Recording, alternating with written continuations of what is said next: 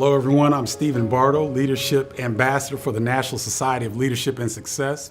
Pleased to bring you another edition of the Thought Leaders Series. We bring in experts and leaders from various areas around the country to provide insight for all the students that are involved with the National Society of Leadership and Success. It's a pleasure to bring in a good friend of mine, Arne Duncan. Arne, thanks a lot for joining us, man. Great to see you again. Appreciate it. Thanks for the opportunity. Yeah, we go way back, and we'll get into that a little bit.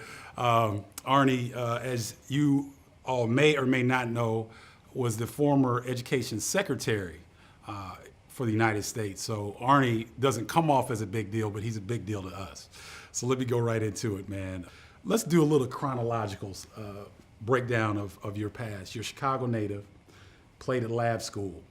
Tell me about being able to have success on the court and being able to transfer that over to Harvard University, where you attended college. So I grew up in this pretty unique situation of living in Hyde Park, which is middle class and integrated. My dad was a professor at the University of Chicago, and I was born in '64, but in 1961, my mother started an inner city after school program on 46th Street, which was like 2 miles from our house, but 47th Street was the barrier between middle class integrated Hyde Park and basically all black, all poor North Kenwood, Oakland. And so having the chance to go to a great school academically, but literally grow up as a part of my mother's after school program in the neighborhood, playing ball in that neighborhood, gave me a chance to have both a great academic experience, but also a great athletic experience, and most importantly for me, a great chance to spend lots of time with folks who were amazing young people, but weren't born of all the luck and privilege that I was born with. And that sort of has shaped my life's work. So that early childhood experience was an impetus for you to get into service? Is that what kind of led you to service? Absolutely. And what I saw with my mother's program is, again, just growing up, is kids who, no one had an intact family. Right. No one had parents who'd gone to college, all the gang issues, all the drugs and everything else and crime. But I saw all these young men and women who were part of my mother's program go on to do extraordinary things. And that talked a lot of the guy who taught me growing up. Her whole philosophy was 10-year-olds taught 5-year-olds and 15-year-olds taught 10-year-olds. So the guy who taught me growing up never met his father. Mother basically ran the streets. Was raised by his grandmother. His name is Kerry Holly. He had a huge influence on me. He taught me probably for 6 or 7, 8 years. He went on to be an IBM fellow. He's traveled the world. He's got all these patents. He's one of the top black research scientists. Another young guy, Ronald Ragland, who played at King, helped me manage the Chicago public schools.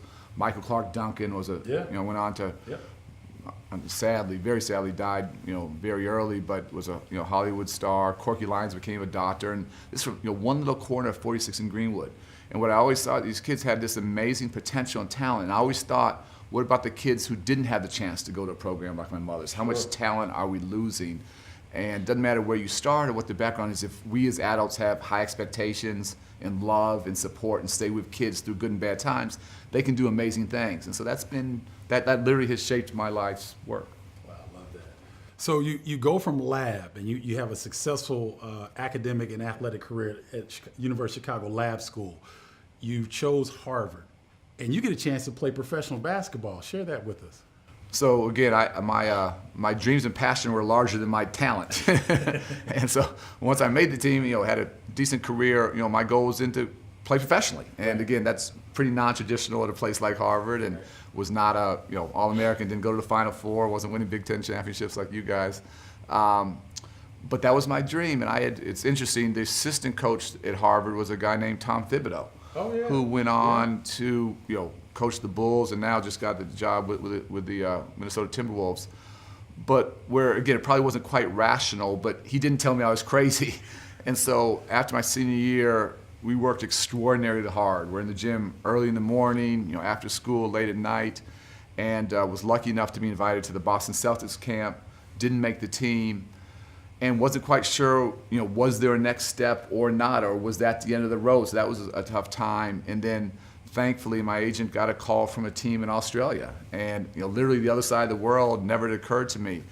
And so I had 3 or 4 months there when I wasn't quite sure whether I should give up on this dream and go get a real job and move on in my life. And if something hadn't happened, I would have had to just sort of let that go, and that would have been very hard. But was so lucky to have that opportunity. Ended up playing in Australia for 4 years. Was just an amazing, amazing chance to fulfill my dream of playing professionally. Met my wife there, which obviously that changes your life. And, live here now, obviously. But I feel so fortunate to have had that opportunity.